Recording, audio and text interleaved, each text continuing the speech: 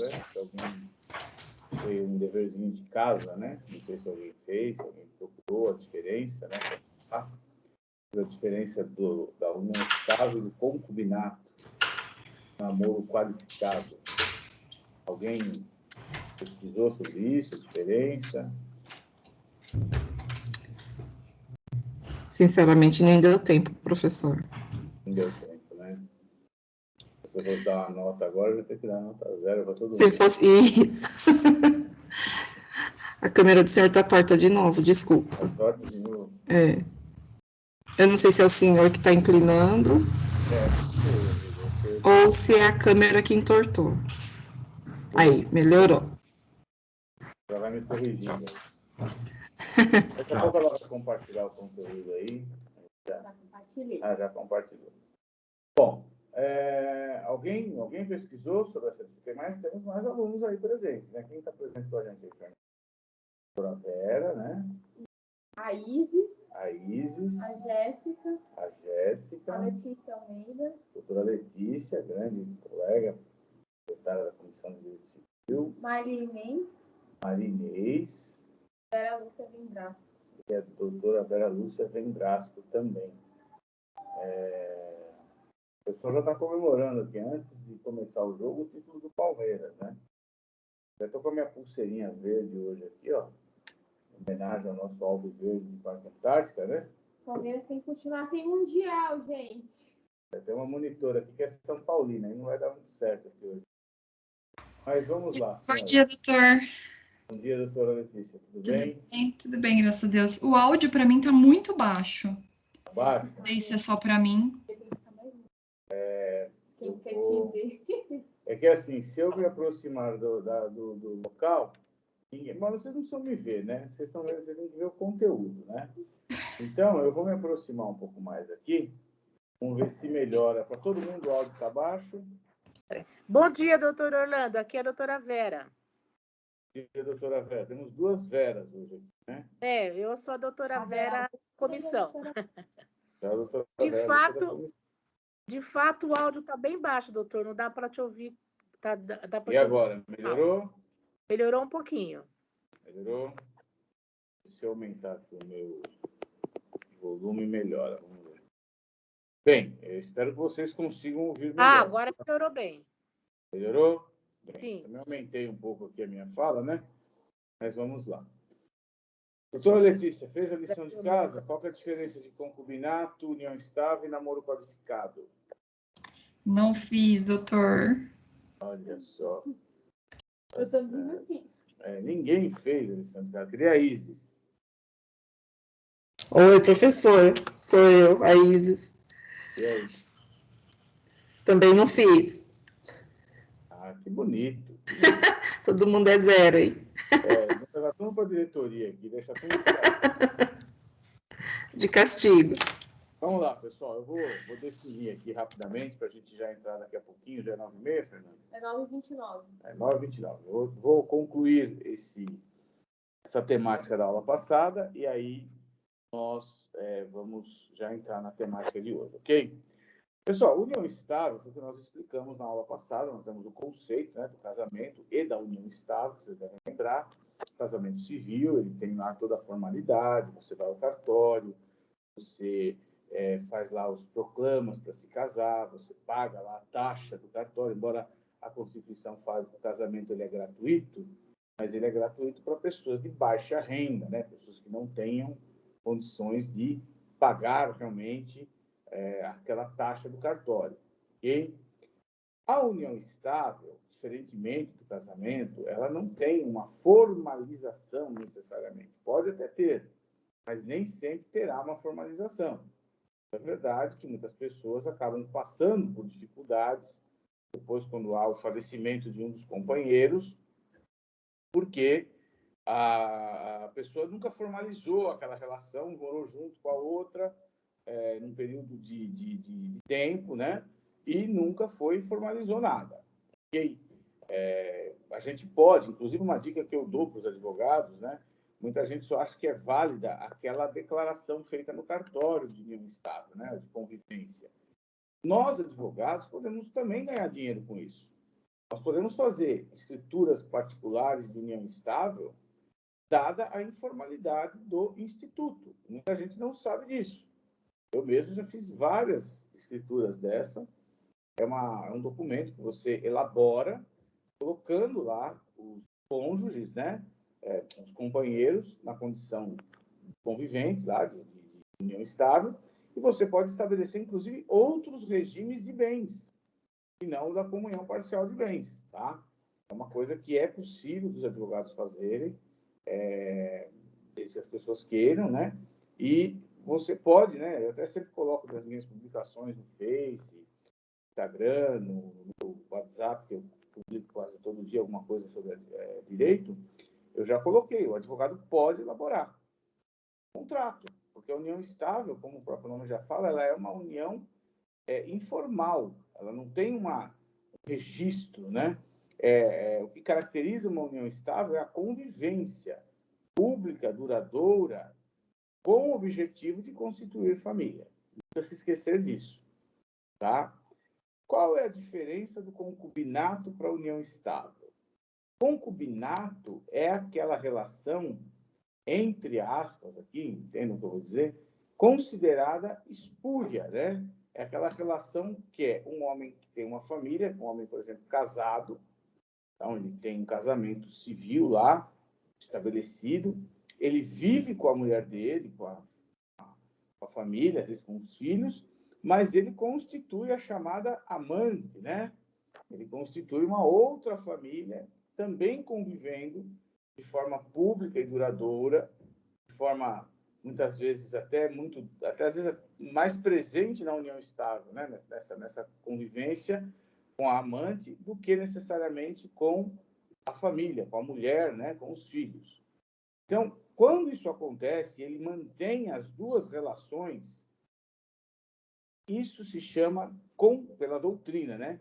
Concubinato. Qual que é a diferença desse instituto para a união estável? Na união estável, quando ela é formalizada ou não formalizada, mas uma vez caracterizada a união estável, o companheiro ou a companheira ele vai ter os mesmos direitos que o cônjuge. No concubinato, não. Então, por exemplo, se eu tenho uma união estável com uma pessoa, arrumo uma companheira e passo a viver junto com ela de forma pública, contínua, duradoura e com o objetivo de constituir família. A partir do momento que eu faço isso, a partir do momento que eu começo a ter essa vida, e as pessoas da sociedade passam a me enxergar como um companheiro, como um convivente, eu tenho uma união estável.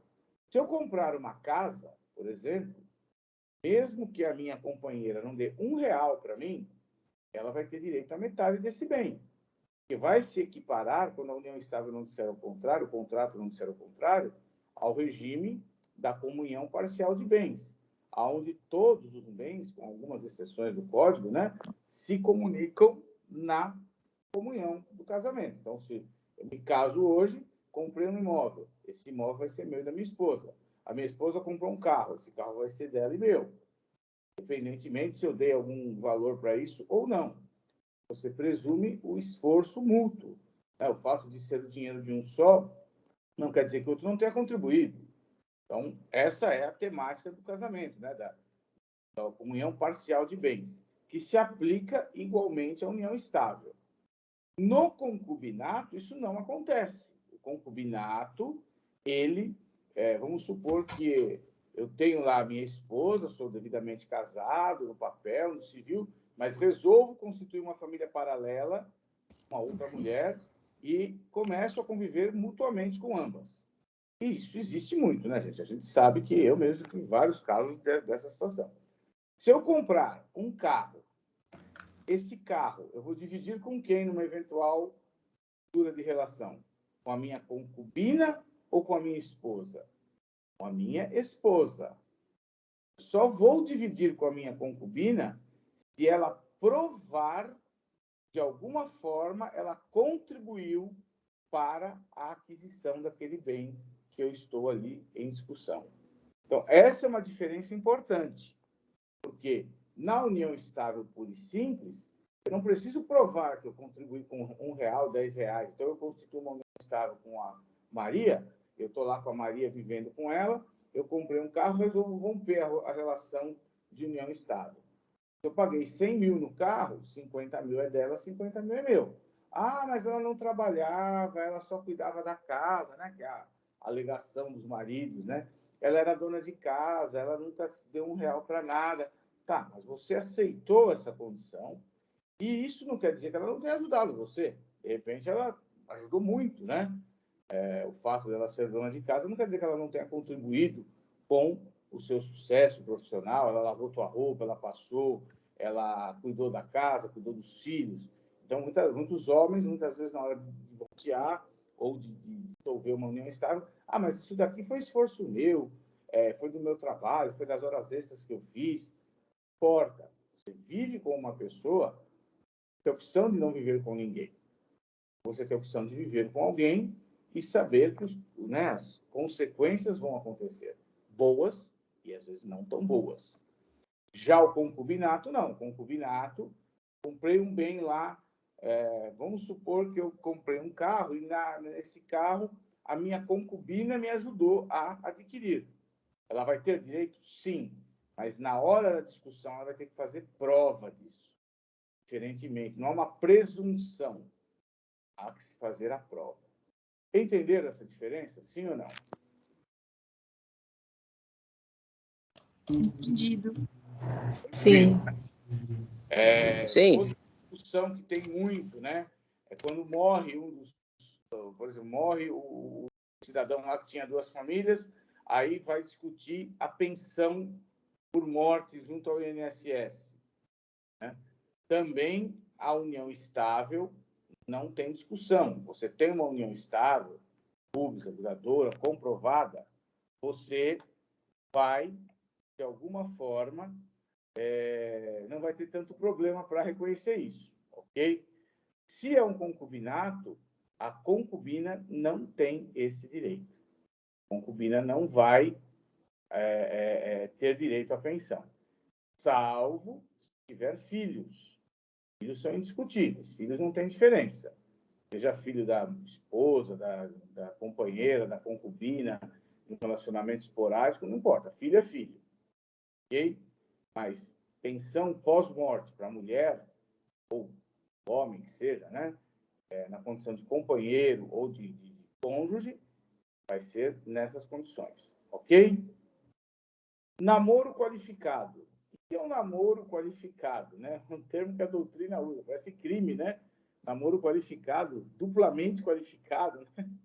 Namoro qualificado é quando a pessoa, né, tem uma relação. Hoje a gente sabe que os namoros estão mais abertos, as pessoas têm uma relação mais próxima, né? Ninguém mais vai na casa do pai e da mãe. Pelo menos eu acho que não tem mais isso, né? Eu, pelo menos, desconheço.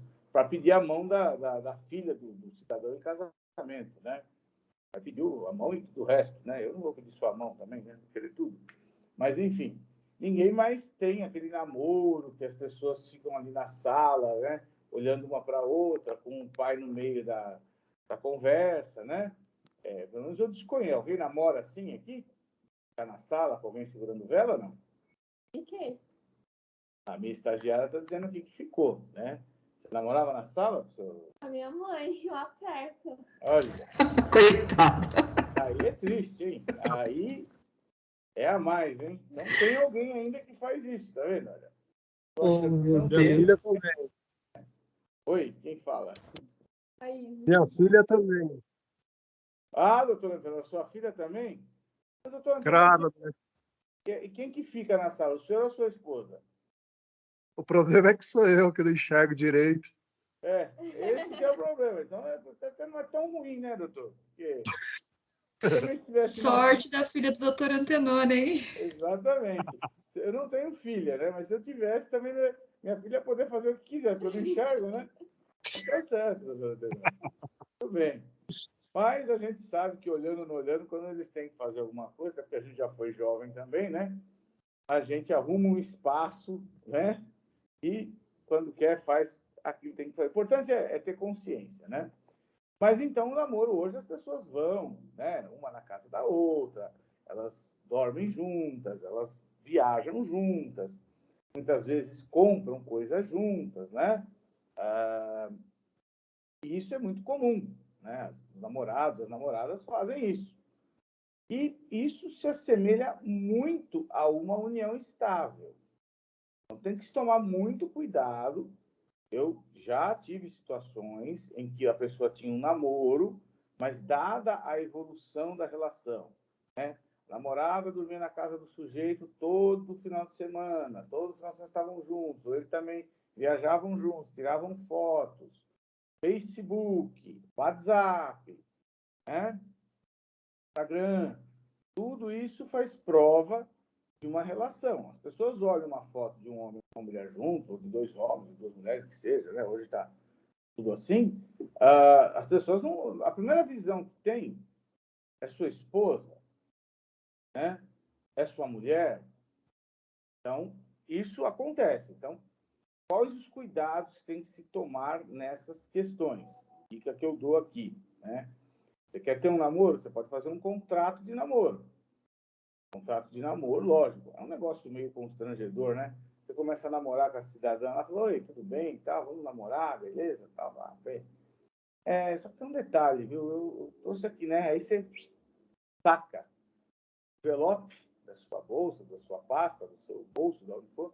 Olha, dá uma olhadinha aqui, eu tenho umas cláusulas aqui. Você pode assinar esse contrato? O que é isso? É um contrato que nós estamos namorando, né? Aí você tem duas soluções aí. Ou você vai perder o namorado ou a namorada, né? Ou você pode usar de uma estratégia menos agressiva, né? Por exemplo, você pode falar assim, olha, eu gosto tanto de você, olha a dica aqui, hein? Aqui não, eu deveria cobrar por essa dica. Eu gosto tanto de você, você me faz tão bem, eu queria formalizar esse namoro com você, guardar de recordação, o dia que a gente começou a namorar. Então, eu fiz um contrato, como se a gente já estivesse vinculando-se para um futuro. Não é legal? Não fica mais bonitinho de falar? E vai Doutor, colar. Oi? eu fiz uma pessoa correr dessa forma. Eu não queria nada com a pessoa, tava conhecendo ela, mas ele tava insistindo muito em namoro e eu falava que não queria. E aí ele insistiu tanto, falei, tá bom, então a gente vai fazer um contrato de namoro. Acabou, a pessoa sumiu. É mesmo, doutora? Foi. Você tinha interesse no rapaz? Não tinha muito, não.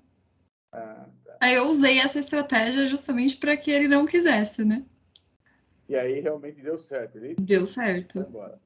Olha, eu Foi. não teria nenhum problema de fazer um contrato de namoro. Eu acho que as pessoas, a gente que é do direito, a gente enxerga isso de uma forma talvez até mais tranquila e preventiva, né? Porque é justo que cada um hoje, a vida se tornou muito individual. As pessoas estão mais individuais. A mulher tem uma independência, e eu acredito que todas as mulheres aqui que estão me ouvindo, não sei se casadas, solteiras, né? Enfim, as mulheres não querem mais viver na dependência de um homem. Ou alguma mulher aqui gostaria ainda de ter aquele homem que a trate como... lógico, tratar bem é uma coisa, mas que a trate com a dependência que as nossas mães, nossos avós tinham um em relação ao outro. Alguém aqui gostaria disso ainda? Professora é a Isis. Oi, Isis.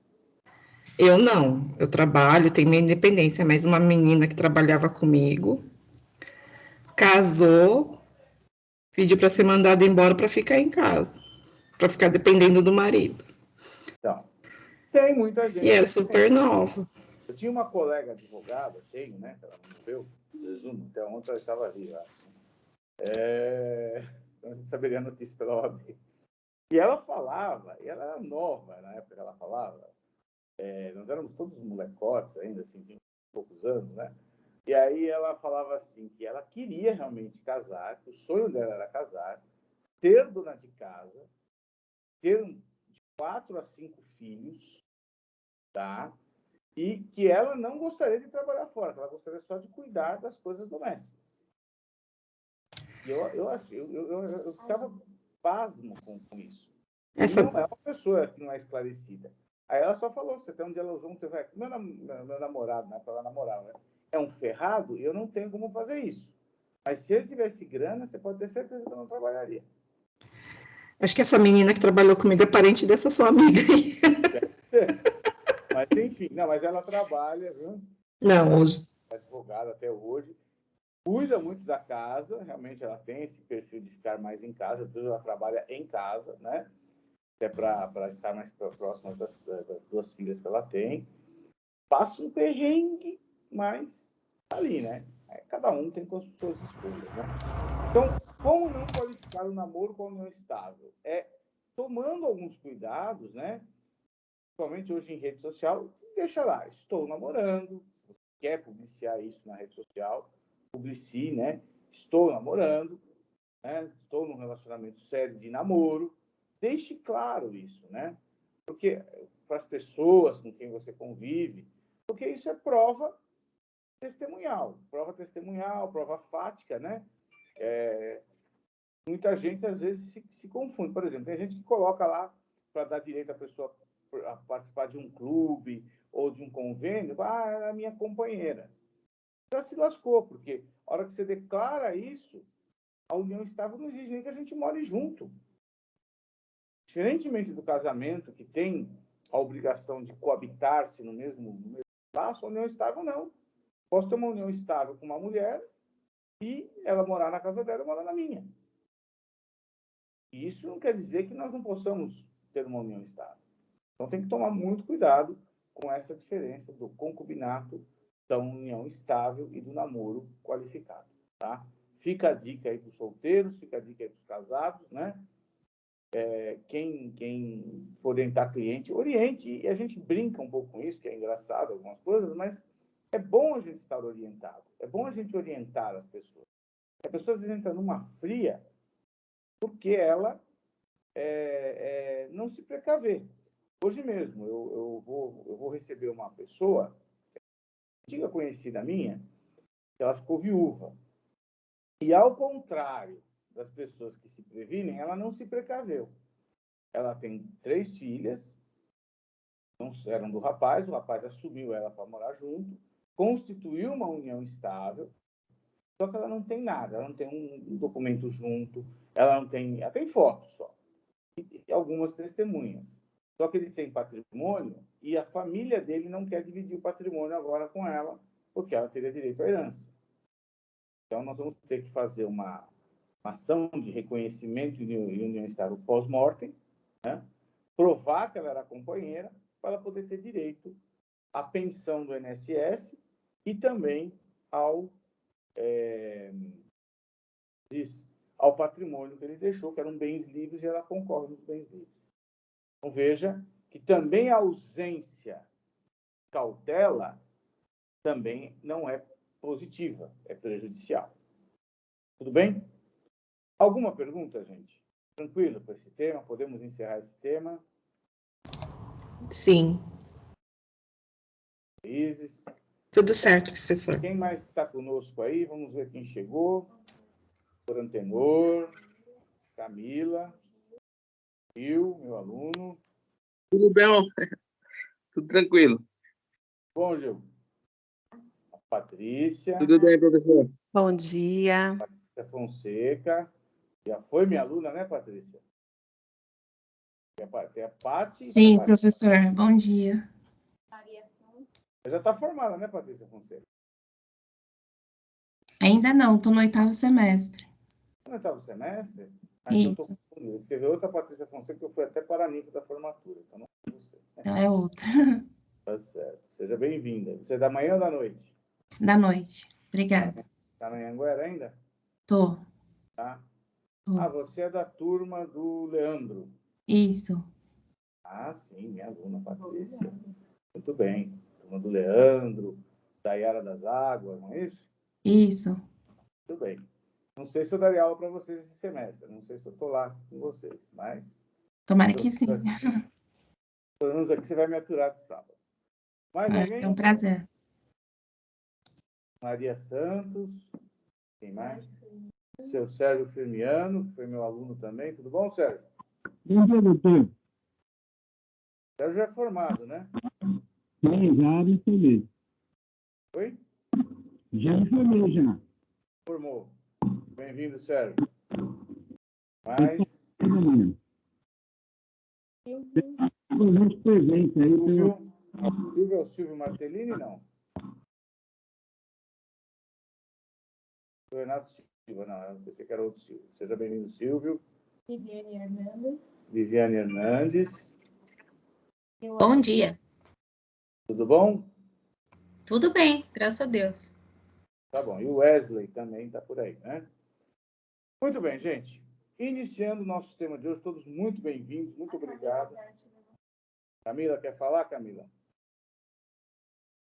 Levantou a mão?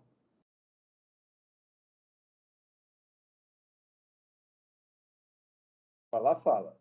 Fale agora ou se cale para sempre. Pouco ela fala. Vamos ver. Perdeu a língua, Camila. Camila também foi minha aluna. Foi a que me vendeu meu apartamento aqui. Quem precisar de uma boa corretora de imóveis, corretora de seguro, fale com a Camila Berti, que ela está por aí, ó. Grande profissional, tá bom? Gente, eu não tenho como ver o WhatsApp aqui, tá? Eu vou passar por se alguém estiver mandando mensagem, eu vejo depois, tá bom? Pessoal, tema de hoje: dissolução da família. Dissolução da família. Eu deixo a pergunta no ar aqui para vocês. A família se dissolve? Vamos ver se isso é real, se é verdade isso que eu coloquei aí. No final da aula, vocês vão me responder se dissolve ou não. Bem? Quando nós falamos no fim das relações familiares, nós temos que colocar em pauta duas situações. Eu tenho relações familiares entre marido e mulher, companheiro e companheira, hoje falando também marido e marido, esposa e esposa, companheiro, companheiro, companheira, companheira, tá? Respeitando todos os gêneros aí, sem nenhuma discriminação, ok? Então, vamos lá. Primeira forma de dissolução, falar do casamento, né? Falar da forma oficial, ok? O casamento, ele se dissolve com o divórcio. Passou para o segundo slide? O divórcio. Isso. Passou para o segundo slide? Passei pro divórcio. Passou? Tá. Obrigado. O divórcio está previsto lá no artigo 226, perdão, parágrafo 6º da Constituição Federal. Vou pedir para a Fernandinha ler para mim esse dispositivo, por favor. Artigo 226. A família, base da sociedade, tem especial proteção do Estado. Parágrafo 6º. O casamento civil pode ser dissolvido pelo divórcio. Isso veio com a emenda 66, em 2010, se não me falha a memória, que colocou o divórcio como o grande protagonista da dissolução do casamento. Tá? Os advogados um pouquinho mais antigos, como eu, que comecei a advogar no ano 2000, nós ainda éramos da época da lei 6.515 de 77, que foi a lei que instituiu no Brasil o divórcio, tendo aqui um conteúdo histórico, né? Até então, no Brasil não se divorciava, a pessoa ficava desquitada. Alguém lembra desse termo, desquite? Que era uma separação judicial, né? E não se divorciava. Você só podia casar de novo se você fosse viúvo, tá? Ou se o seu casamento tivesse sido anulado. Em 77, o legislador brasileiro resolveu colocar a lei do divórcio. Só que a lei do divórcio tinha algumas regras, né? Para você se divorciar, primeiro você precisava passar pela separação judicial. Então, o casal vinha ao escritório do advogado, contratava o advogado, queria se separar. A separação podia ser consensual ou litigiosa, né? E ainda naquela época existia a questão da culpa na dissolução, né? Na separação judicial. O Código de 1916, Código Civil e a própria Lei 6.515, ela trabalhava a noção de culpa. Ou seja, tem que ter um culpado para finalizar a relação. Não basta, né? Hoje não se discute mais culpa. Então, uma dica que eu dou para ter advogados ainda que tem o princípio de entrar com petições, querendo, de uma certa forma, impor ao outro a culpa pelo relacionamento, a culpa pelo fim do relacionamento. E aí faz aquelas petições longínquas, intermináveis, de laudas e laudas, falando como se isso fosse mudar alguma coisa no resultado final. Gente, hoje, basta eu não querer mais estar com uma pessoa, já é motivo para eu me divorciar. É o velho ditado, quando um não quer, dois não brigam. Então, não precisa mais se colocar culpa. Ah, eu estou me divorciando dele porque ele me traiu com uma mulher. Estou me divorciando dela porque ela saiu com um amante. Estou me divorciando dela porque ela fez um café amargo e eu gosto de café doce. Quer dizer, não tem mais essa necessidade.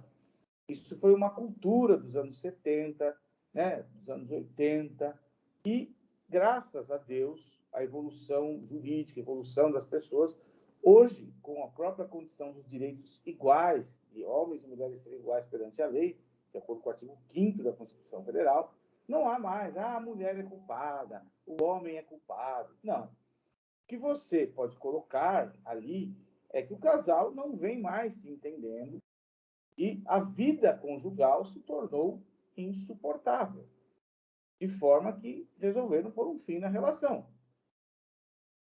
A questão de você discutir alguns fatos pode até ajudar dentro de outras consequências. Então, veja só, se o casal é livre, né, não tem filhos, estão brigando questões patrimoniais, às vezes não conseguem entender, você vai ter que entrar com um divórcio litigioso.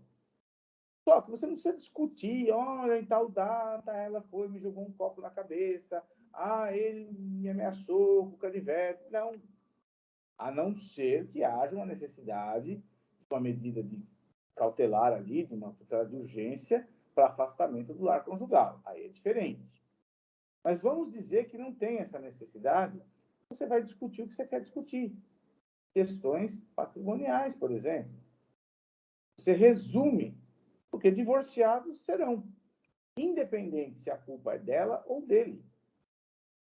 E eu venho aprendendo ao longo da vida, dos meus 47 anos, meus cabelos brancos não me negam, que no fim de uma relação, a culpa não é só de um, é de ambos. Ambos são culpados. Ambos têm as suas responsabilidades. Uns um pouco mais, outros um pouco menos, mas às vezes até pela omissão nós somos culpados de algumas coisas. Tudo bem até aqui? Está claro aí? Alguém quer fazer uma pergunta?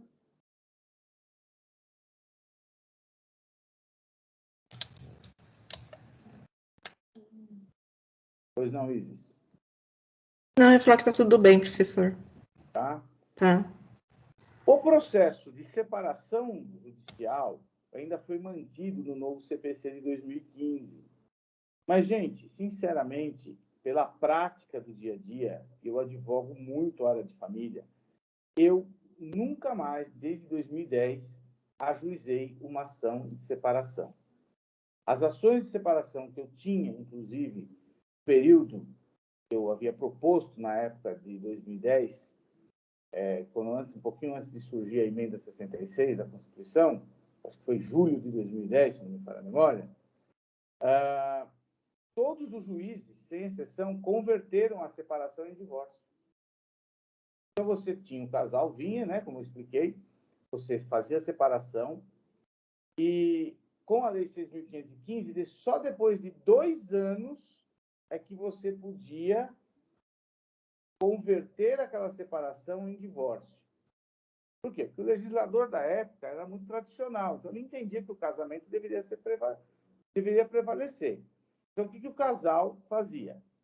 Vamos nos separar, vamos ficar afastados um tempo, quem sabe daqui 1 ano, 2, né, a gente se reconcilia e volta a viver junto. E muita gente fez isso.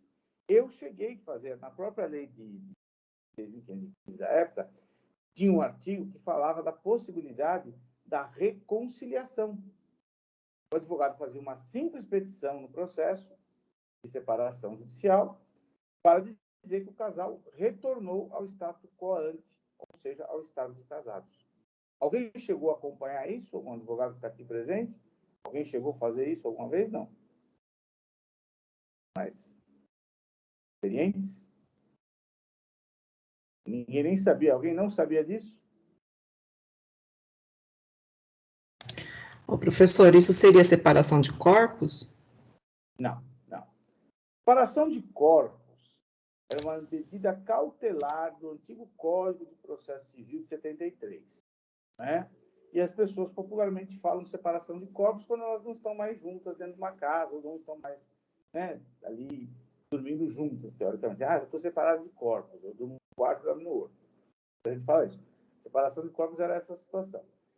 A separação era judicial. Imagina que eu era casado com a doutora, chegava um dia e falava, vamos nos separar? Nós separávamos judicialmente, cada um ia para a sua casa, cada um ia ver a sua vida, mas estávamos separados. Passava um tempo, nós resolvimos voltar. Voltávamos aos advogados e falávamos, doutores, nós já queremos retornar ao estado de casado. Os advogados faziam uma petição, no mesmo processo de separação, dizia que o casal estava se reconciliando. Aquela sentença era, teoricamente, cancelada e vinha uma nova sentença dizendo que o casal voltou ao estado de casado. Isso ainda é possível de fazer. Tá? Pessoas que só se separaram judicialmente e que não se divorciaram ainda podem fazer isso. Tá? Há não muito tempo, já um tempinho atrás, eu fiz um procedimento de reconciliação. Tá? De um casal que era separado judicialmente, ficou anos separado judicialmente, depois, por uma razão, voltaram a viver juntos, e era até pai de uma aluna minha. E aí o que aconteceu? Eu fui lá e fiz no processo de separação, processo físico ainda, fiz uma petição dizendo que eles estavam voltando ao estado de casado. Eles emitem um mandado de averbação, vai lá e coloca na certidão de casamento que eles voltaram a ser casados de novo. Para quem é separado judicialmente, isso é possível ser feito. Tá claro? Sim. Só que hoje, embora alguns doutrinadores ainda defendam a existência da separação judicial, gente, na prática, ninguém mais faz separação judicial. Hoje o casal não quer ficar mais junto, é diretamente o divórcio. Tá claro isso? Sim ou não? Sim. Outro ponto importante.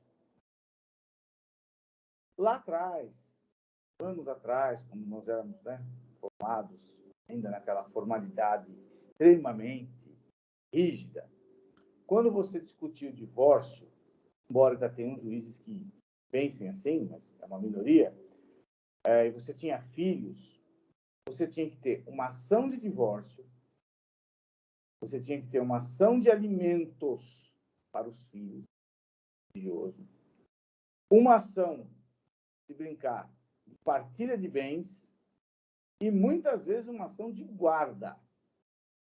Os juízes entendiam que o objeto do divórcio era só a ruptura, né, a solução do casamento. Quando, na verdade, né, quando você dissolve uma coisa, que é o casamento, você traz consequências de outras situações. Guarda de filhos, alimentos, divisão patrimonial, enfim, visitação de crianças, que hoje não se fala mais visita, fala-se convivência.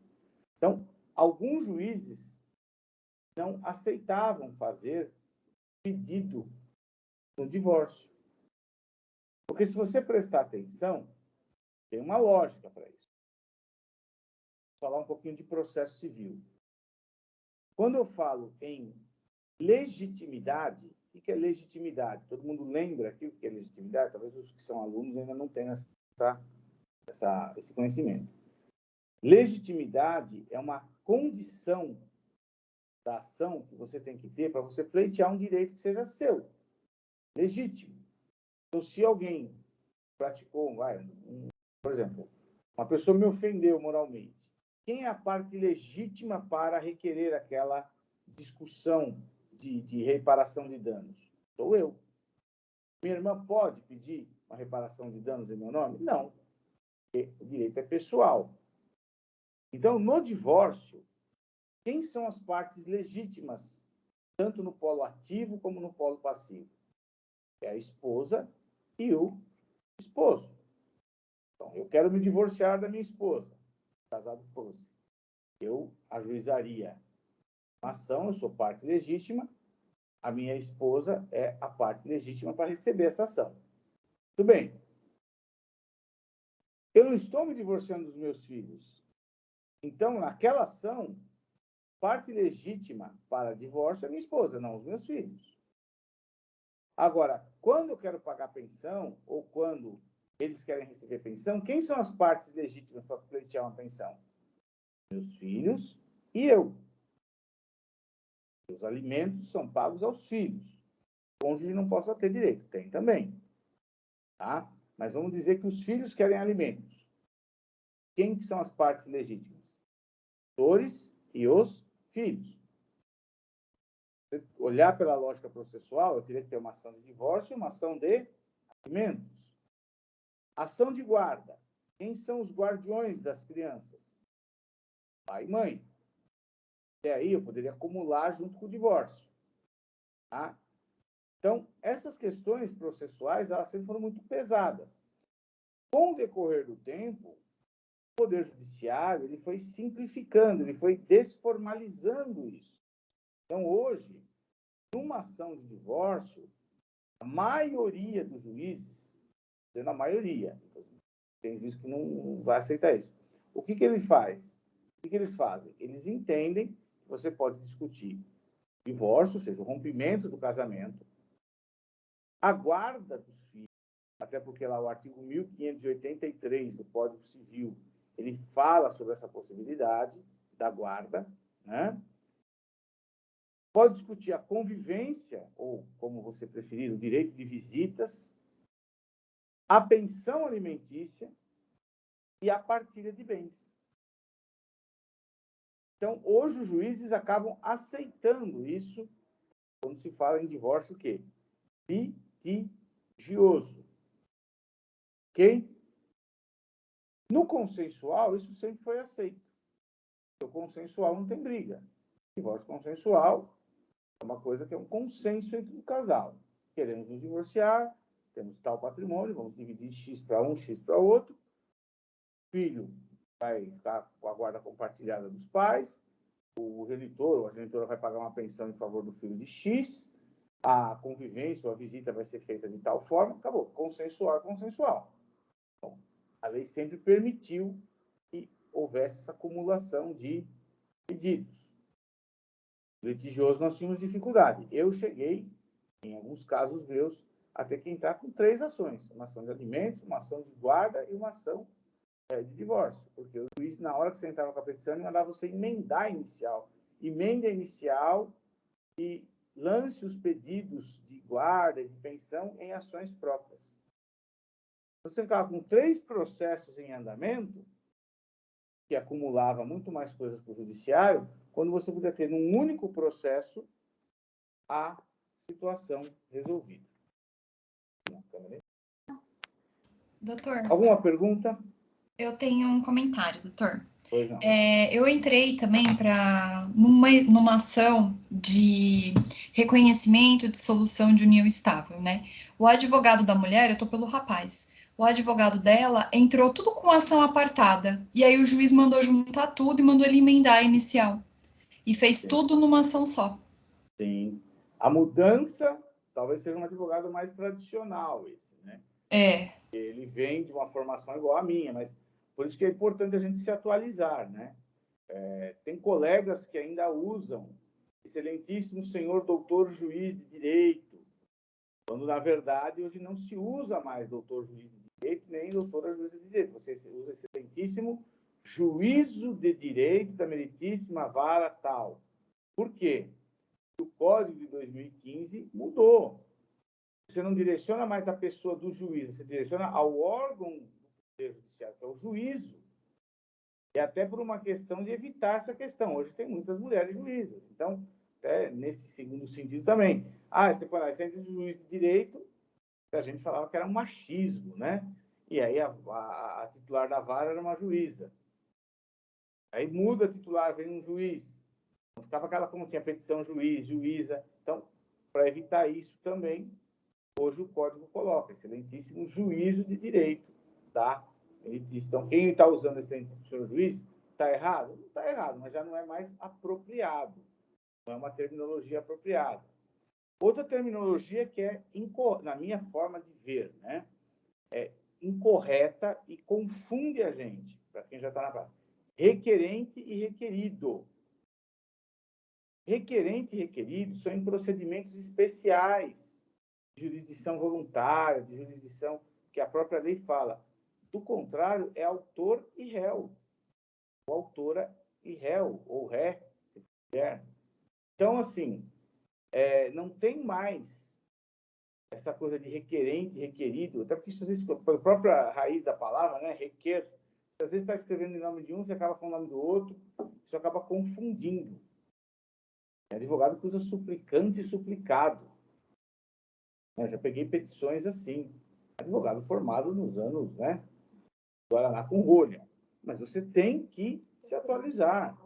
A sua linguagem tem que ser uma linguagem formal, de certa forma até um pouco rebuscada, usar de um vernáculo mais apropriado, mas você não pode deixar de se atualizar com a nova legislação.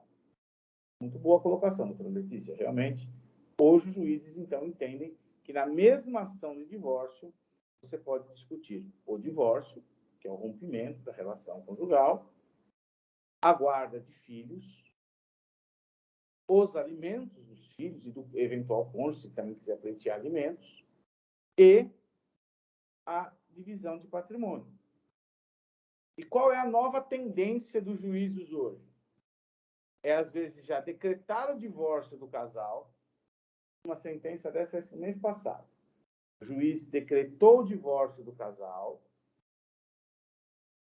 e as questões patrimoniais, inclusive da guarda de uma cachorra que eles estão brigando, tá? Ele também se discute a guarda dos animais, né, dos pets, ficou para uma audiência em abril. Então, por que o juiz faz isso? Porque a própria lei permite que o juiz julgue parcialmente o mérito, está lá no artigo 355 do CPC, o juiz pode julgar parcialmente o mérito, aquilo que é a causa madura, né? A causa já está madura. Então, por que eu vou manter esse casal casado? Já vou decretar o divórcio e as questões de patrimônio, as questões de divisão, dali para frente eu discuto depois.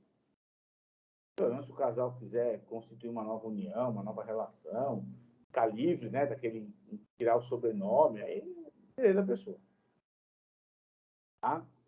Então, essa questão é, hoje, uma situação que vem acontecendo no judiciário, pelo menos aqui no judiciário paulista, né? Evita-se, chama-se princípio da instrumentalidade das formas ou da economia pessoal. Você discute numa única petição todas essas questões. Alguma pergunta?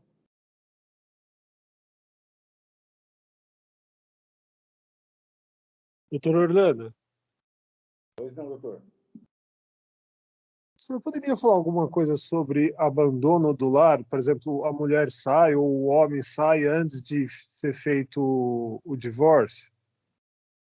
Posso. Teve mais uma doutora aqui também. Maria Santos. Doutora Maria Santos. Doutor Orlando, caso, quando o juiz, na sentença, né, já define o divórcio, eu posso pedir um ofício para que seja feita a verbação na certidão de casamento? Perfeito, doutora. Pode sim. Pode sim. É porque eu tenho um caso e eu pedi, a juíza falou que não, só no final iria dar o ofício.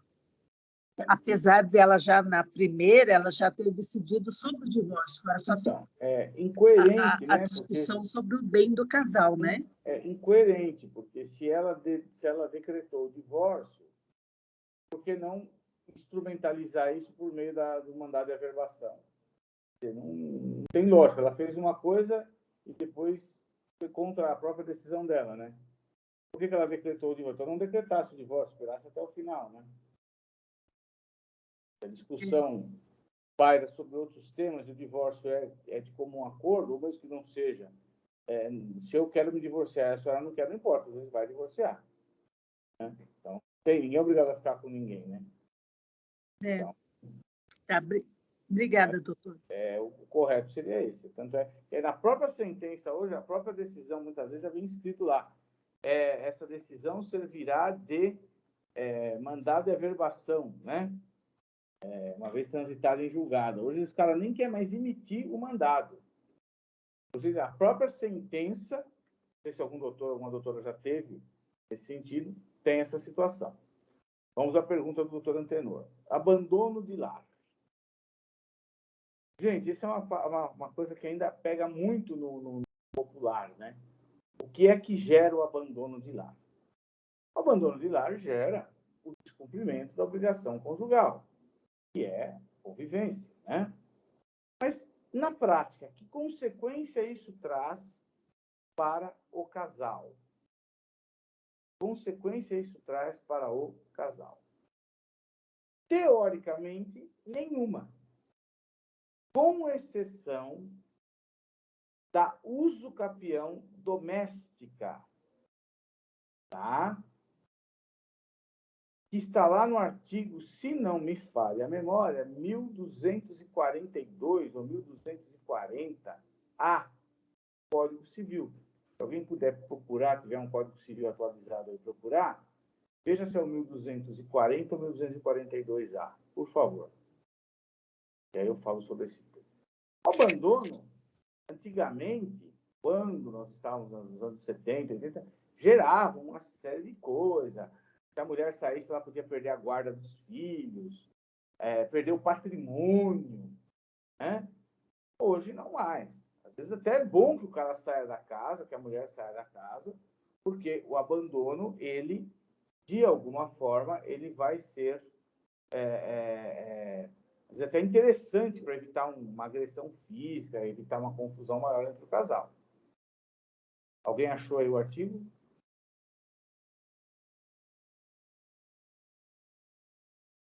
Aquele que exerceu por 2 anos. A doutora Fernanda vai ler aqui, por favor. Leia, por favor. Aquele que exercer por 2 anos ininterruptamente e sem oposição, posse direta, com exclusividade sobre imóvel urbano de até 250 metros quadrados, cuja propriedade divida com ex-cônjuge ou ex-companheiro que abandonou o lar, utilizando para sua moradia ou de sua família, adquirir-lhe-á domínio integral desde que não seja proprietário de outro imóvel urbano ou rural. Alguém já tinha visto? É o 1240. Alguém sabia dessa forma de uso capião ou não? Eu sabia, porque eu usei um caso recente para pedir uso capião. Bem. Alguém mais já teve essa experiência? Eu já tinha visto, sim. É uma maneira nova de uso capião. Esse uso capião surgiu há pouco tempo, né? Eu não me recordo agora que ano que foi que esse artigo foi modificado, né? Foi depois de 2002 que surgiu o código. E aí, sim, o abandono de lar, nesse caso, mas tem as condições, né? O imóvel não pode ser acima de 250 metros quadrados e a pessoa também não pode ter mais de um imóvel, né? Então, tem as suas limitações aí. Naquele caso, às vezes, do marido, que é até justo que isso aconteça, né? É aquele caso do marido que sai para comprar cigarros, muitas vezes, e nunca mais retorna. E a coitada da mulher fica lá na casa, cuida dos filhos, paga as coisas da casa. Depois de 20 anos, quando está todo mundo já mais velho, o cidadão voltou. Ele terminou de fumar um maço de cigarro, ele fala, olha, eu voltei, agora eu quero dividir o patrimônio com você. Só que ela fez melhorias no bem, ela, às vezes, né, até constituiu uma outra família ali, e aí a pessoa quer aquele bem. Então, foi uma maneira do legislador colocar até um certo freio e um pensamento. Ó, você vai sair de casa, regulariza a tua vida. Isso vale tanto para a união estável como para o casamento. Casamento como para a união estável. Ok? Mas muitos advogados desconhecem. Mas é uma forma de você também conquistar. Mas, lógico, que o imóvel tem que ser até 250 metros quadrados e não pode ter oposição. Professor, Hum. em caso deles terem feito, por exemplo, o casal, né, fez o divórcio e saiu de casa, mas não fez a partilha do bem. E ela foi embora e não quis saber de nada. Eu posso fazer também esse uso capião? Aí não seria esse, né? Pode ser até feito um uso capião. Ah, Mas aí não vai ser mais o do 1240A. Vai ser outra modalidade. tá. Porque aí, veja só, uma vez eu fiz a partilha do bem com a pessoa, né? Então ficou 50% para mim e 50% para o outro. A outra pessoa foi embora. Viu? Eu venho exercendo a posse desse bem. Se um terceiro exercer a posse desse bem em nome dele, depois de 5, 10 ou 15 anos, ele não pode pedir uma uso capião? Pode.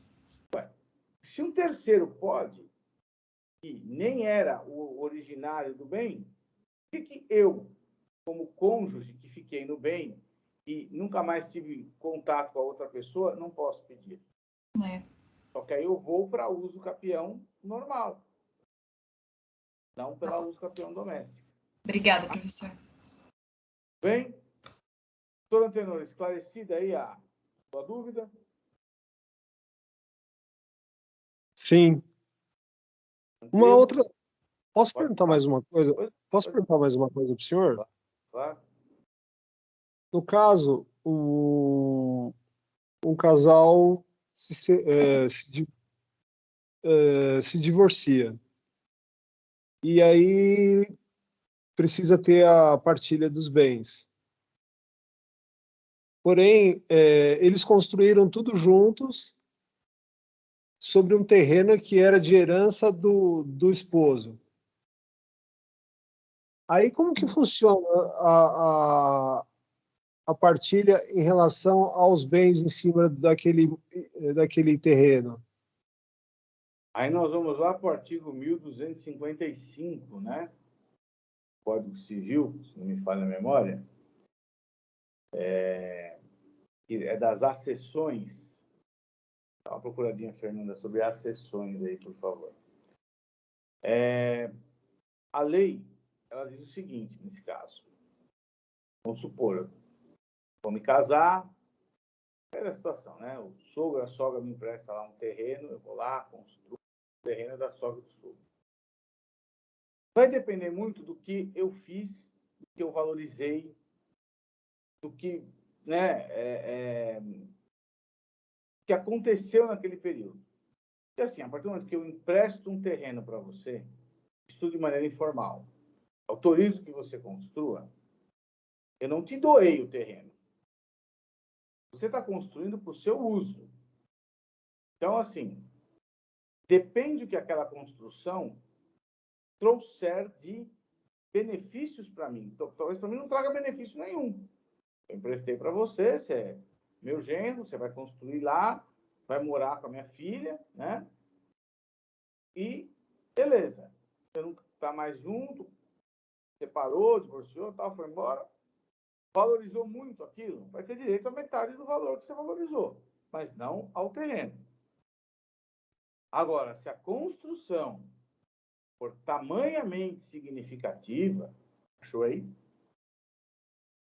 1248. Ah. A sessão pode dar-se por formação de hinos. Não, tudo bem.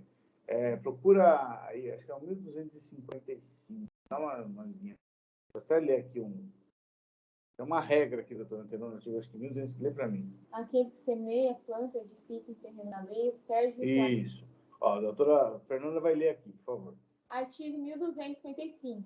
Aquele que semeia, planta, edifica em terreno alheio, perde em proveito do proprietário as sementes, plantas e construções. Se procedeu de boa-fé, terá direito à indenização. Então, o artigo 1255 é uma regra básica. Depois tem os outros artigos aí que eles vão dar algumas exceções. Então, você vai ter direito a uma indenização. Porém, você também morou. Você também utilizou. Então, o que eu vejo os juízes fazendo nesses casos? Se a pessoa conseguir comprovar que ela construiu, que ela melhorou e tal, o juiz tenta, através de uma prova pericial, mensurar o quanto vale a construção e não o terreno, determinar que aquela parte, não o dono do terreno, no caso, que é o outro cônjuge, pague para ele.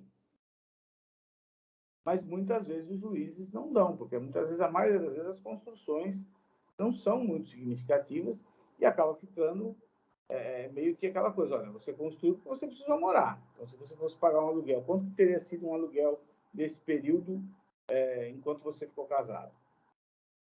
Então, nesses casos, doutor Antônio, tem que olhar cada situação. Então, o cidadão foi lá e construiu um palacete, uma baita casa. Ele ganha a propriedade do terreno, inclusive. A lei fala isso, tem um outro artigo que fala isso. Só que ele vai ter que indenizar o valor do terreno. Depende muito da situação. O bom é não construir na casa de ninguém. É ter a sua casa, né? Mas a maioria das vezes a gente não consegue, as pessoas precisam, né? Tudo bem? Tudo bem, muito obrigado, doutor. Mais alguém? Chegou mais alguém na aula aí, Fernanda? Não. Não? Muito bem. Então, eu posso discutir tudo isso. Guarda. Falando um pouquinho de guarda. A guarda, a regra hoje é compartilhada. O que é guarda compartilhada? Não é criança ping-pong, não é adolescente ping-pong. 15 dias com um, 15 dias com o outro. Não. Guarda compartilhada é o poder de decisão e de acompanhamento que os genitores vão ter em pé de igualdade da sua prole. Então, o que é a guarda compartilhada? A criança vai ter uma residência onde ela vai ficar fixada, ela vai ter um espaço para ela poder viver, e ela ter uma rotina, e o outro genitor vai poder conviver também, ou visitar a criança, como o nome é, não usam visita ainda, tirando-a para passeio, levando para dormir na casa do outro genitor, tudo isso. Tá? Nós vamos falar mais, vai ter uma aula que eu acho que eu falo só sobre isso, né? Tem uma aula que a gente fala sobre isso, mas só dando aqui já uma pinceladinha.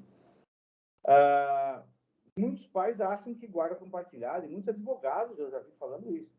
Fica 15 dias com a mãe, fica 15 dias com... Não, a criança vai ter uma residência fixada, tá? E, em alguns períodos, ela vai estar com outro genitor, com a outra genitora. Tá? A residência da criança é importante que fique fixada, por quê? Porque a criança tem uma escola para ir, a criança tem uma rotina. Então, a própria pedagogia entende que é interessante que a criança tenha um local próprio, né, para ela se desenvolver, e, periodicamente, ela vá na casa do outro, lá também, né, seja acolhida lá também. Aí o pai e a mãe, que agora compartilhar, vão poder participar das reuniões escolares, vai levar numa consulta, vai poder ir junto. Porque antigamente a guarda era só unilateral, né? A guarda compartilhada é um novo instituto, né? Não tão novo, vem de 2006 para cá, mas é um instituto muito interessante, porém gera muita confusão, porque a maioria dos casais brigam muito, porque depois que se divorcia, né, acaba usando o filho como escudo aí para seus próprios interesses. Ok? Perguntas?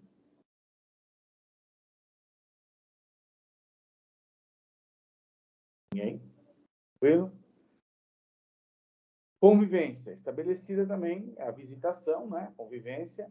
Aí é de acordo com aquela convivência de praxe, né? A cada 15 dias, retira na sexta, devolve no domingo e tal. Tudo isso é colocado na petição. E, óbvio, os juízes orientam, e a gente também. Isso aqui é uma regra que, se alguém tiver problema, vai seguir o que está aqui. Mas nada impede que vocês mudem.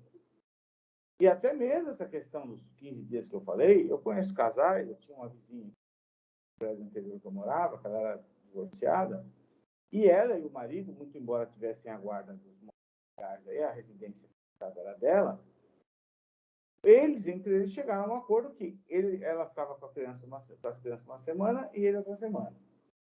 Tudo bem, para eles essa rotina era boa, ninguém vai impedir. O juiz não vai na sua casa para ver se você está fazendo isso ou não.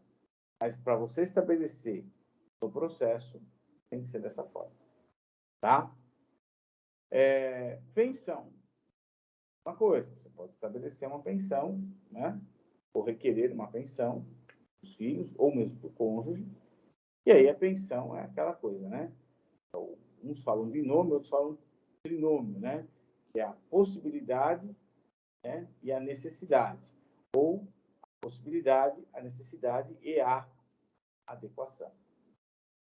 Ter uma pensão. Mesmo com a guarda compartilhada, haverá pensão. Tem esse negócio de, enquanto ele está comigo eu pago os gastos, enquanto ele está com você, você paga os gastos. Não. Não tem. Muitos pais acham, muitas vezes até os maridos são mais espertalhões, né? Não, a gente vai fazer uma guarda compartilhada por causa disso e tal. Não. Você vai ter que pagar uma pensão. Doutor, mas eu vou ficar com ele. Então, tem. Então, fique. Né? Mas vai pagar uma pensão para ele e ela vai administrar. Tá? Acabou a guarda unilateral? Não. Por que não acabou?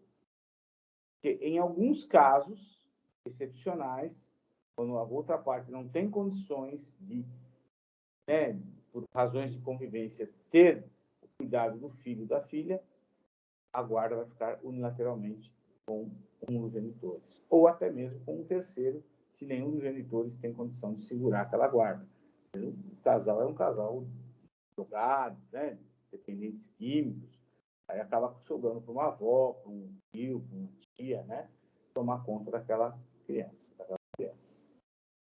Bem? Silvio? Bom dia, doutor. Bom dia, colegas. Bom dia. Doutor, via de regra, a guarda ela é compartilhada, só que a residência, assim, na sua maioria avassaladora, fica com a mãe. Sim. Isso não caracteriza um matriarquismo? Caracteriza, sim. E uma outra pergunta seria, existe um estudo que comprove que o melhor para a criança é a residência da mãe? Porque o que me assusta é essas decisões, sem nenhum fundamento científico, determinar que a residência... Não que eu seja contrário, não tem nada a ver, é só por conta dessa maioria decidir dessa forma. Existe algum estudo que comprove que o melhor é a mãe? Obrigado. Olha, doutor, na verdade, os estudos são feitos individualizados em cada processo, né? Então, vai caber muito às partes, e aí entra uma questão também de recursos financeiros de cada um. Você tem um estudo técnico feito pelo Poder Judiciário, que é um estudo onde a criança ou as crianças passam com um psicólogo, com um assistente social, feita uma entrevista. Os pais passam também com esse psicólogo, com esse assistente social, e ali a psicóloga, a assistente social, elas vão emitir um laudo, um parecer. Obviamente que esse estudo, ele nem sempre, com muito respeito a quem trabalha nesse serviço social, porque não é fácil, ele reflete a realidade, porque é uma única entrevista. Antigamente, ainda, as assistentes sociais se dirigiam à casa da pessoa, iam fazer uma visita mais efetiva, conhecer as condições da casa, tal. Hoje não acontece mais isso. Infelizmente, hoje a realidade marca-se um dia, e hoje, até por conta da pandemia, até de forma virtual é feito esse estudo, o que eu acho que perde-se muito. Uma coisa é eu estar virtualmente aqui com vocês. Eu, por exemplo, sou professor que eu gosto de estar presencialmente. Como nós não temos um espaço que caiba a todos, né, e também não temos, nesse momento, condição para isso, até por conta ainda da pandemia, eu estou aqui virtualmente, mas presencial é muito melhor. Não sei o que os colegas acham. Já falo com a doutora Maria. Então, assim, na verdade, ainda há um matriarquismo ou uma maternalidade maior nesse lado, né? Muito embora os juízes não admitam isso, mas isso é velado, né? E eu diria hoje, com muito respeito às mulheres, aqui sem desmerecer nenhuma mulher, não estou falando nesse sentido, tem pais que cuidam muito melhor de crianças que muitas mães. Eu vejo alguns pais Eu mesmo tenho um amigo que eu conheço, ele divorciou-se há pouco tempo, e ele fica todo final de semana com o filho dele. Ele é apaixonado pelo menino, ele é técnico de enfermagem, então ele cuida daquele menino assim, como se o menino fosse um bibelô. E muitas vezes a mãe, ele já me passou relatos que não traz a mesma atenção para o menino. Então, nesse caso, talvez a residência seria melhor fixada com ele, mas é muito difícil de você tirar a residência da criança com uma mãe, né? A não ser que você prove que a mãe tenha realmente algum distúrbio, tenha um comportamento muito inadequado, seja uma pessoa de relações muito, muito estranhas, né? Seja uma pessoa dependente química, por exemplo, aí você até consegue. Isso é algo mais grave, né? Não sei se os doutores têm alguma experiência nesse sentido e querem compartilhar com a gente aqui. Alguém quer falar? Doutor Orlando, existem alguns casos em que assim os filhos eles acompanham assim violência doméstica, né? Sim. E aí os adolescentes, no caso, se forem adolescentes, não querem ver às vezes o pai nem pintado de ouro. Como funciona isso? O juiz pode ouvir os adolescentes para determinar a guarda? Pode ouvir, doutor. Doutor Antônio, a área de família, ela não tem, assim, né, uma regra pré-estabelecida. Qualquer situação pode acontecer. Pode ser que, às vezes, os adolescentes ou os filhos não fiquem nem com o pai nem com a mãe, porque nenhum dos dois tem a condição de cuidar. Vai para um parente ou, às vezes, até para o abrigo. Tem casos que a questão é tão gritante, a violência é tão gritante, que um abrigo por mais que não seja um lugar bom, né? Mas ainda é melhor do que a convivência dentro da família. Então, o Estado pode intervir nesse sentido, mas pode ouvir, sim. A lei fala que a criança com 12 anos será ouvida, né?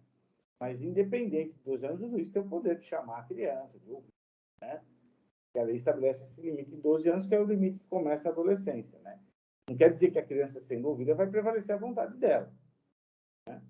E, às vezes, também a criança está sendo manipulada por um dos genitores, está havendo uma alienação parental ali, né?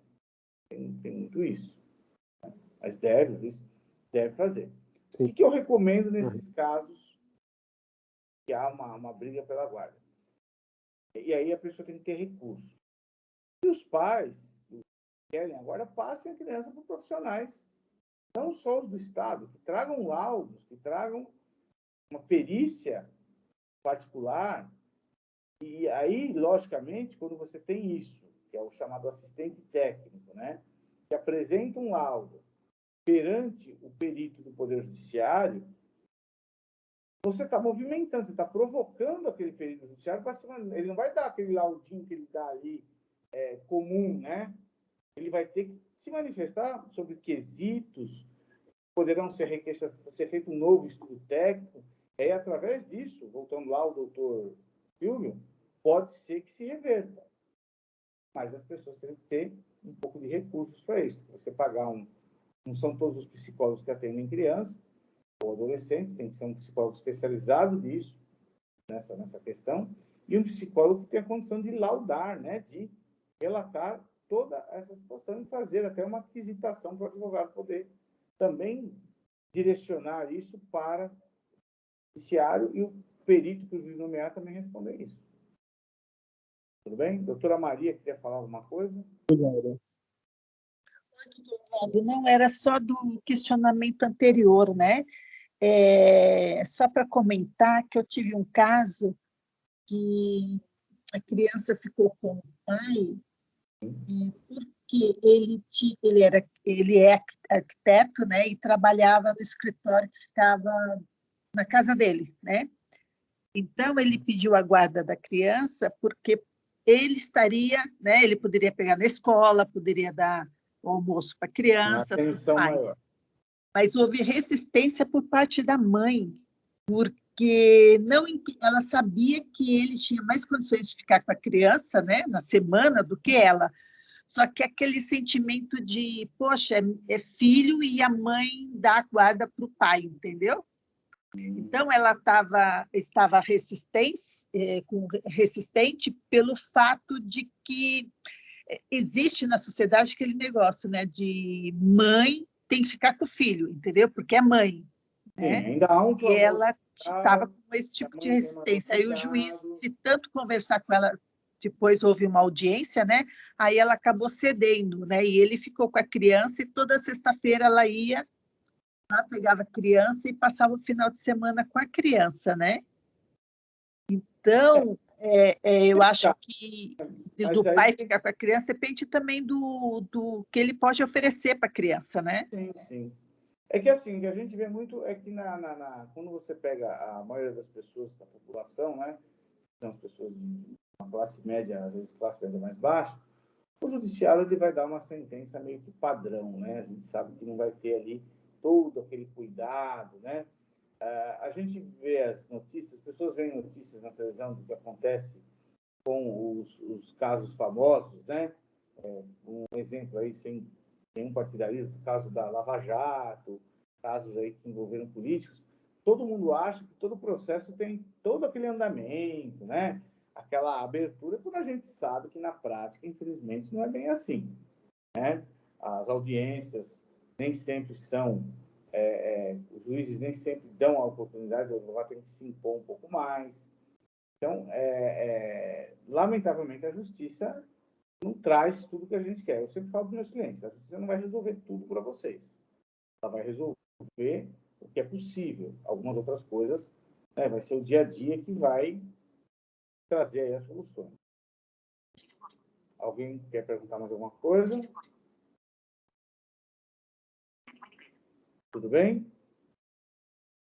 Bom, então, quanto ao divórcio, hoje o divórcio pode ser consensual ou litigioso e pode ser judicial ou extrajudicial. Quando que ele pode ser extrajudicial? Quando o casal não tiver filhos ou os filhos forem maiores de idade e não forem incapazes aí relativamente. Então, o casal for consensual, se tiver filhos capazes e estiverem de acordo com todas as cláusulas do divórcio, poderão realizar o divórcio em cartório de notas. Principalmente que o advogado acompanhe e tem que assinar. Ainda bem, né? Tiraram essa possibilidade, senão nós já estaremos mais sem trabalho ainda, né?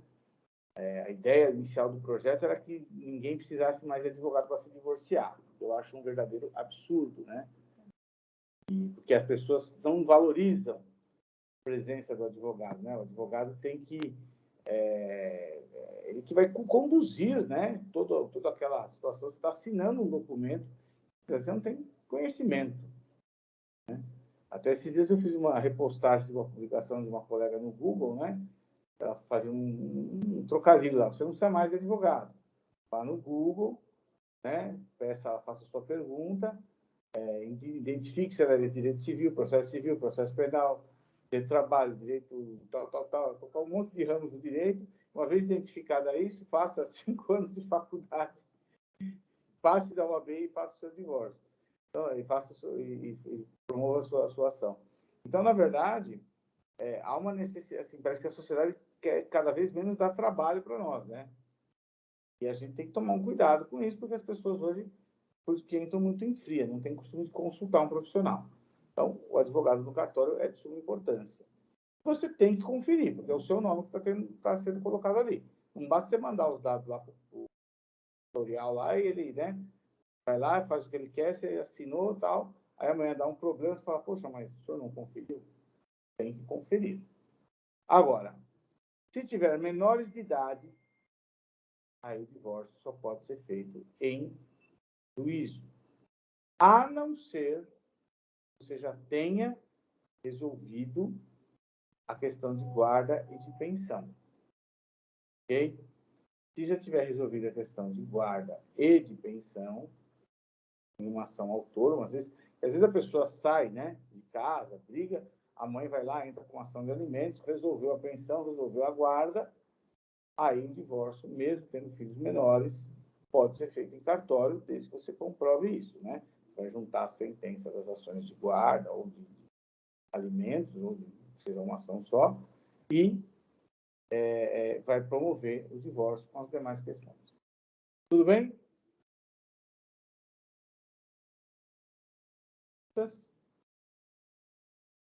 Estão vivos aí? Está todo mundo aí ainda? Tudo certo. Tudo bem. Podemos ir para a união estável? Sim. Que horas são? 10h46. Olha, nosso horário passa rápido, né? Nem parece que começou agora há pouco, já estamos aqui. Pessoal, a união estável, igualmente ao divórcio, né, também pode ser resolvida numa única ação. A ação de reconhecimento e dissolução de união estável. Onde também eu posso discutir, né, não vou repetir tudo que eu já falei, as mesmas questões que eu discuti no divórcio. Guarda, pensão de filho, pensão do companheiro e divisão patrimonial. Ok? Entretanto, aqui vai uma dica para os doutores. Se eu tenho só o casal, o companheiro e a companheira, não tem filhos, e que não tem discussões litigiosas, eu preciso entrar com uma ação no judiciário ou ir no cartório? Pergunta que eu faço.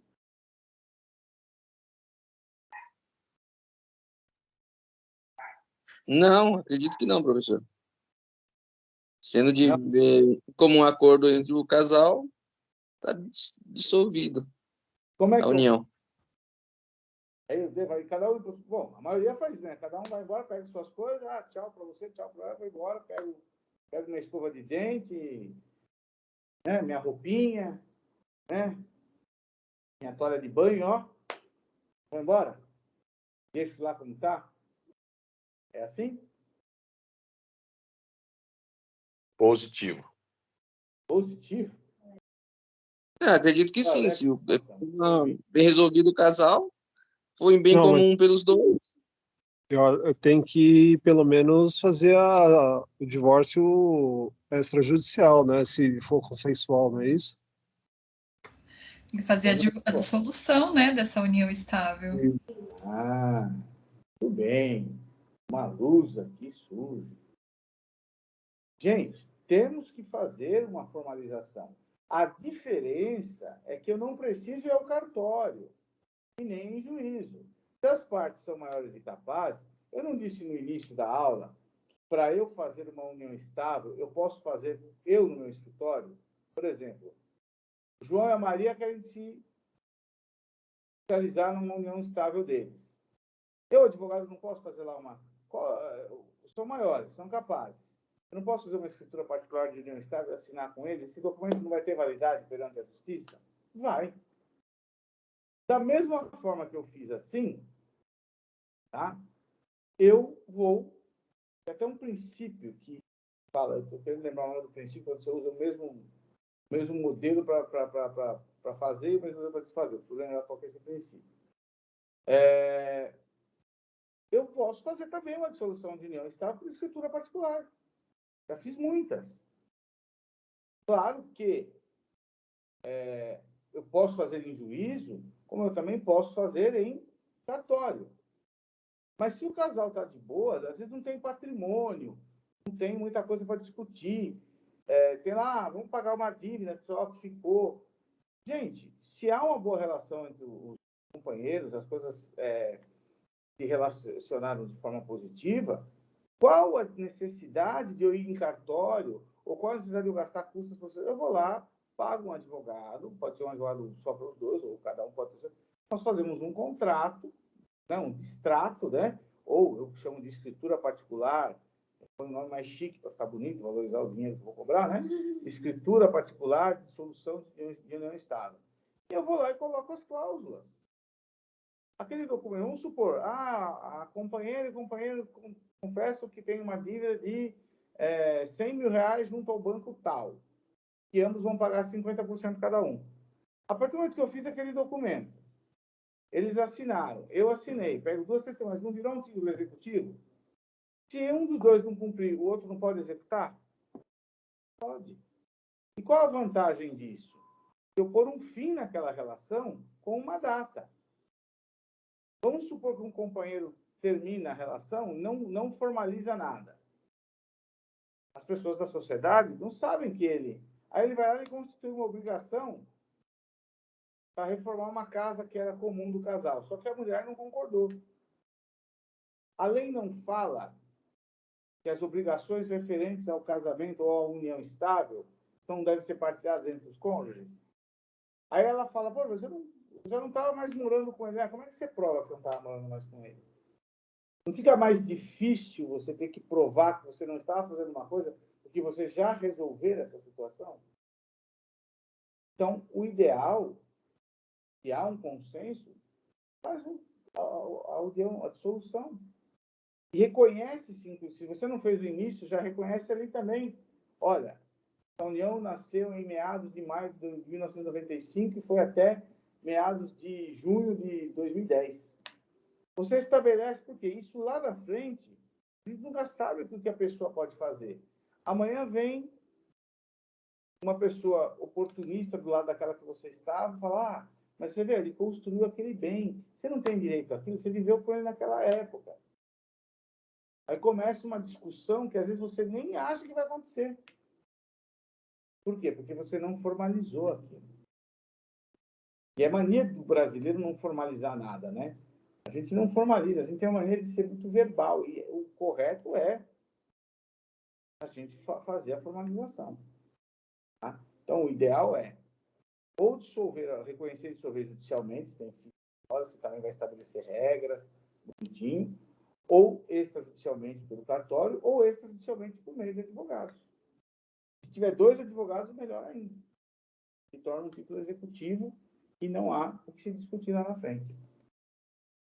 Pode-se estabelecer até pensão hoje para o companheiro ou para a companheira através desse documento. Vocês sabiam disso?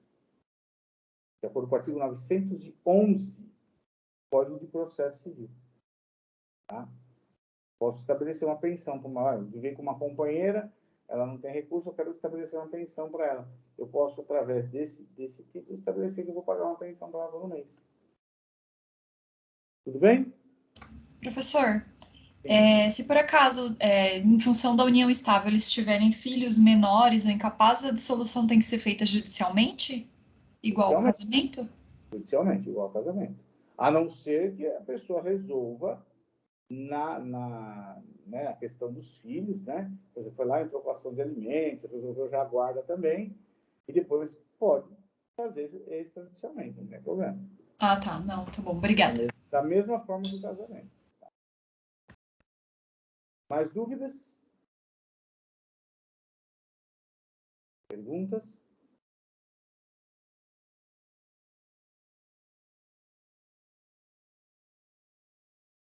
Falamos. Então, assim, o último slide que está aí mostra, nós já falamos, que é o extrajudicial, judicial, consensual, né? E tudo isso que nós passamos hoje. Hoje a gente conseguiu vencer o tempo, né? Eu comecei um pouquinho mais cedo também, né? Conversei com alguns colegas um pouco mais cedo aí. E aí a pergunta que eu fiz no início do nosso momento aqui. A família se dissolve ou não se dissolve?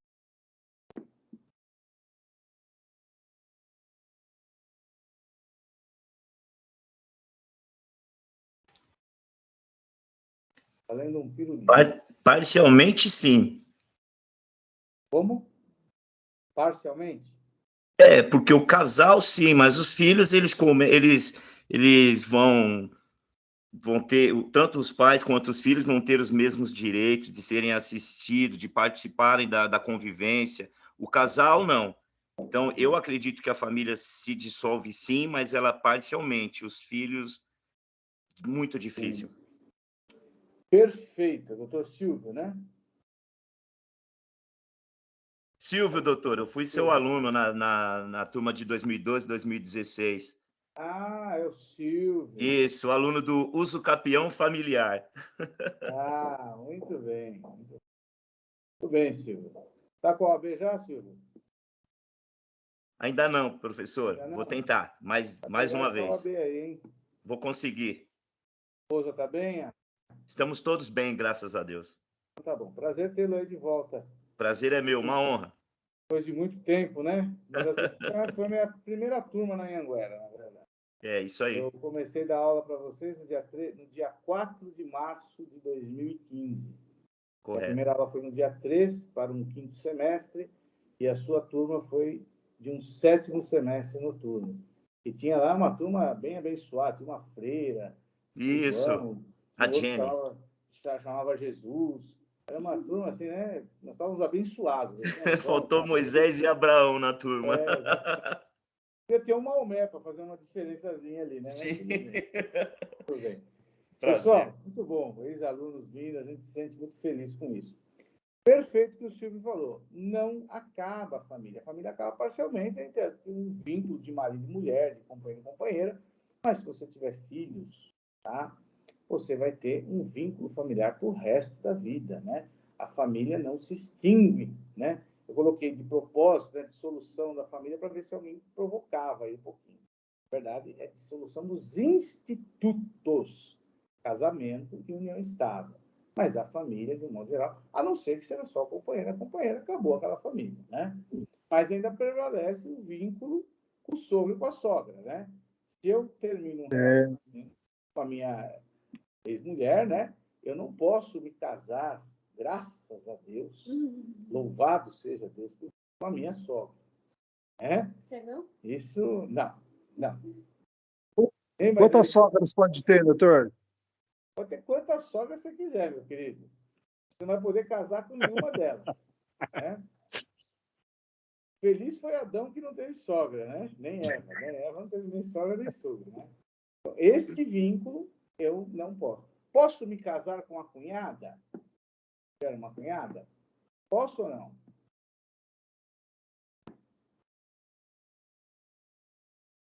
Com a cunhada pode? Pode sim. Com a cunhada Aí pode. seria o concubinato. Oi? Aí seria o concubinato com a cunhada. Aí ninguém merece, né? Pelo amor de Deus. Não. Mas assim, pode, e eu conheço casos de pessoas que casaram, né, se divorciaram e se casaram com a cunhada. Né, passou a ser. E tem filhos. A confusão total, né? Tinha filhos com a esposa, né? Então, depois se divorciou, casou com a irmã e teve filhos com a irmã. Quer dizer, negócio assim, a irmã era tia e madrasta, né? Inclusive, isso é relatado naquele filme do Mel Gibson, né? Patriota. Não sei se alguém assistiu, esse é um filme antigo, né? Que é da guerra da independência norte-americana, né? Onde o Mel Gibson se casa com a irmã da falecida esposa, né? Lembrando só para trazer um exemplo, né? Mas no Brasil tem muita gente isso daí. Mas você mantém o vínculo de não poder casar com sogro e com sogra. Bem? Pessoal, hoje eu acho que tá bom. Não sei se alguém quer fazer algum comentário. Hoje o tema foi um pouquinho mais curto. Aquele dia nós estendemos um pouco mais das 11 horas, né? Mas deixo aberto se alguém quiser fazer algum último comentário. Pergunta. Camila, tá aí ainda? Caiu? Jorge. O Jorge chegou agora. Fala, Jorge. Abriu o microfone, viu, Jorge? Vai falar, não? Bom, não sei. Bom, meninos e meninas, muito obrigado. Doutora Letícia, doutora Vera, doutor Silvio, doutor Antenor, Isis, doutoras Veras, né? Temos mais de uma Vera aqui hoje. Patrícia, a minha querida doutora Fernanda, que está aqui me auxiliando. Muito obrigado. Sem ela não conseguiríamos fazer metade aqui, porque ela que vai pôr nos slides, ela quer os meus olhos aqui emprestados. Eu sou muito grato a quem me empresta óleo de vez em quando, né? A Fernanda me empresta todo dia, eu estou devendo para ela aqui, né? Está devendo vários olhos aqui. Vários olhos. Gente, podemos ir? Sim. Obrigada, professor. Obrigado, professor. Obrigada, professor. Obrigada, professor. Tchau, obrigado. Um Obrigada, abraço, bom final professor. de Excelente. semana. Maravilhoso. Tchau, até semana que vem. Ó, e quem quiser comprar apartamento e consórcio, só chamar o Orlando que ele passa meu contato. Pode deixar. Tinha que ser essa figura, né? Camila Berti, ex-aluna. Pode comprar, porque o meu apartamento que eu comprei aqui foi com ela e deu tudo certo. Vai cair. Beijo, gente. Fiquem com Deus. Tchau, professor. Obrigada. Tchau. Tchau. Até mais, bom dia.